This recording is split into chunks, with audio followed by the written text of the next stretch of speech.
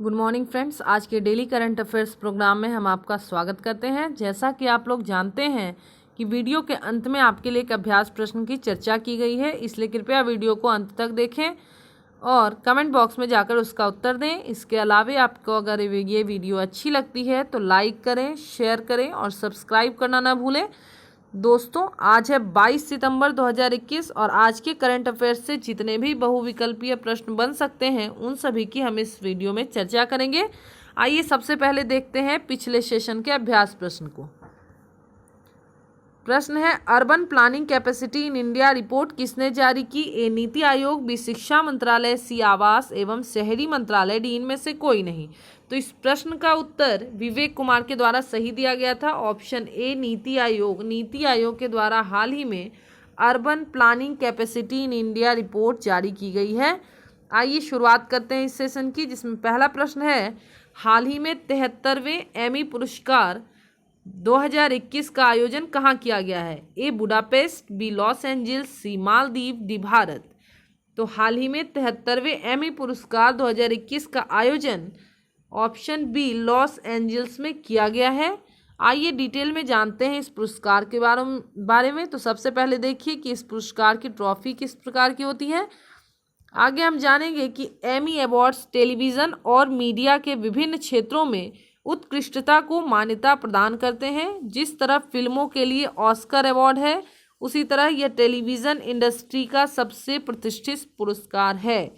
इस बार Apple TV plus show Ted Lasso को सबसे ज़्यादा नामांकन 13 और 4 ट्रॉफियां मिली हैं, जबकि द क्राउन पीरियड ड्रामा ने भी 7 ट्रॉफियां जीती हैं। अगला प्रश्न है, हाल ही में ग्लोबल इनोवेशन इंडेक्स 2021 जारी किया गया है। इसमें भारत की रैंक क्या है? ए 48वां, बी 49वां, सी 50वां, डी 46वां। सबसे पहले ये बता दें दोस्तों कि इंडेक्स काफ़ी महत्वपूर्ण प्रश्न होता है। इंडेक्स से हर एक प्रतियोगिता परीक्षा में एक न एक प्रश्न जरूर रहते हैं, इसलिए आप इस प्रश्न को जरूर याद रखेंगे कि हाल ही में ग्लोबल इनोवेशन इंडेक्स 2021 में भारत की रैंक ऑप्शन डी 46वीं रही है। आइए डिटेल में जानते हैं इस इंडेक्स के बारे में। यहाँ आप देख पा रहे हैं कि कौन कौन से कंट्रीज़ को कौन कौन सा रैंक मिला है। ग्लोबल इनोवेशन इंडेक्स 2021 जारी किया गया है। यह इस रिपोर्ट का 14वां संस्करण है।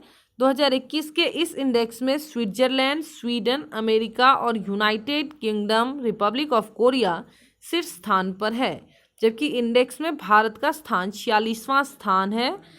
हांगकांग चौथे स्थान पर है। इस बार के इंडेक्स में टॉप 15 में एशिया की अर्थव्यवस्थाओं में भारत की रैंकिंग में 2 पायदान का सुधार दर्ज किया गया है।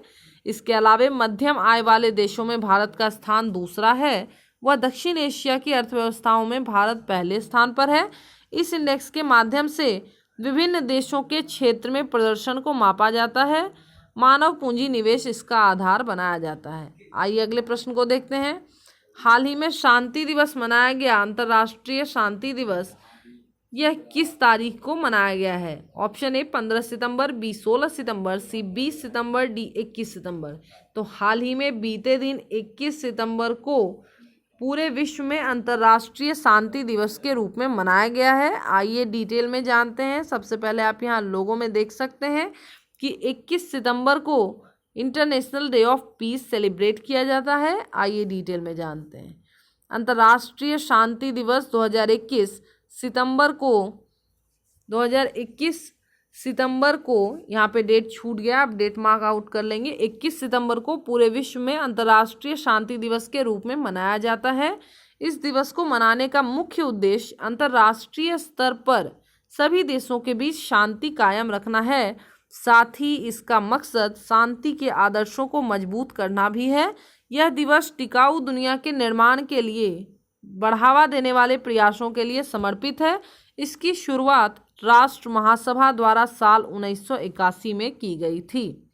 अगला प्रश्न है, हाल ही में अभ्यास समुद्र शक्ति का आयोजन किन 2 देशों की सेनाओं के बीच किया गया है? ए भारत और इंडोनेशिया, बी भारत और नेपाल, सी भारत और पाकिस्तान, डी भारत और श्रीलंका। तो हाल ही में समुद्र शक्ति अभ्यास का आयोजन ऑप्शन ए भारत और इंडोनेशिया की 2 सेनाओं के बीच में किया गया है। आइए डिटेल में जानते हैं इस अभ्यास के बारे में। चर्चा का विषय है अभ्यास समुद्र शक्ति। इसका आयोजन हाल ही में भारत और इंडोनेशिया की नौसेनाओं के बीच अभ्यास समुद्र शक्ति की शुरुआत की गई है।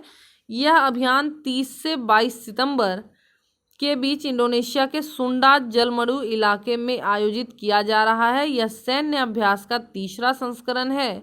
भारतीय नौसेना के जहाज शिवालिक और कदमत इस संस्करण में हिस्सा ले रहे हैं। यह दोनों जहाज स्वदेशी रूप से निर्मित multi role guided missile tank और सबमरीन है।